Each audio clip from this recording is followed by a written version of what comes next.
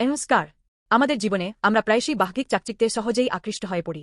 মার্জিত পোশাক, সুন্দর বাড়ি, উজ্জ্বল কর্মজীবন, নামকরা স্কুল এসব জিনিস আমাদের চোখকে মুহূর্তেই ধরে ফেলে। তবে আমাদের জন্য আরও অনেক বেশি গুরুত্বপূর্ণ কিছু আছে, আমাদের মনের অদৃষ্ট সৌন্দর্য, সত্যিকারের মূল্যবোধ। রাজা সলোমন যখন মন্দির নির্মাণ করেছিলেন তখন মন্দিরের ভেতরের পবিত্রতম স্থানে দুটি স্বর্গদূতের মূর্তি তৈরি করে সেগুলোকে খাঁটি সোনা দিয়ে মুড়িয়েছিলেন। দেয়ালে খুব সুন্দর করে খেজুর গাছ এবং প্রস্ফুটিত ফুলের নকশা খোদাই করা হয়েছিল, এমনকি মেঝে পর্যন্ত সোনা দিয়ে ঢাকা হয়েছিল এক রাজাবলি ছায়। এই সূক্ষ্ম অলঙ্করণগুলো এমন জায়গায় ছিল যা বাইরে থেকে সহজে দেখা যেত না। এগুলো ঈশ্বরের প্রতি গভীর ভক্তি এবং একটি সুন্দর হৃদয়কে লুকিয়ে রেখেছিল।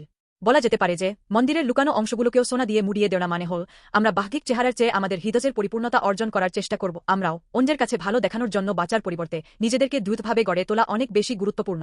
অর্থ এবং খ্যাতি অবশ্যই ভালো, কিন্তু আসল মূল্যবান জিনিস কি আমাদের চরিত্র, সততা এবং মানুষের সাথে আমাদের সম্পর্ক নয়?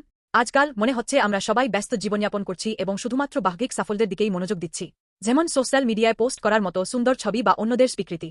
কিন্তু এগুলো আসলে ক্ষণস্থায়ী। যা সত্যিই গুরুত্বপূর্ণ তা হল আমাদের ভেতরের জগৎ। কেউ আছেন যিনি আমরা কতটা জমকালো দেখাচ্ছি বা আমাদের কত সম্পদ আছে তার চেয়ে আমাদের হৃদয় কেমন, আমাদের আত্মা কতটা পবিত্র, সেদিকেই অনেক বেশি গুরুত্ব দেন।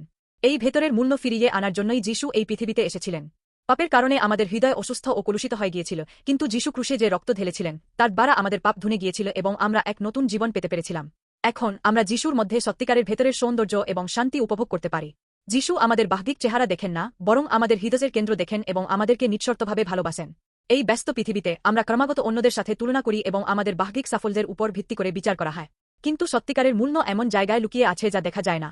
যেমন সলোমনের মন্দির ঈশ্বরের বাসস্থান ছিল, তেমনি যদি আমরা আমাদের অদৃশ্য হৃদয়ে যিশুকে গ্রহণ করে বাঁচি তাহলে আমরা ঈশ্বরের ভালোবাসা অনুভব করতে পারি, নিজেদেরকে ভালোবাসতে পারি, আমাদের প্রতিবেশীদের ভালোবাসতে পারি এবং পৃথিবীতে ইতিবাচক প্রভাব ফেলে এমন একটি জীবনে প্রসারিত হতে পারি। যিশু খ্রিস্টের মধ্যে আমরা মূল্যবান মূল্যবোধগুলি ধাপে ধাপে গড়ে তুলে একটি অর্থপূর্ণ জীবনযাপন করতে পারি। আজ আমি আপনাদের জন্য আরও বেশি শান্তি ও আনন্দ কামনা করি এবং আপনার ভেতরটা সোনার মতো উজ্জ্বল হোক।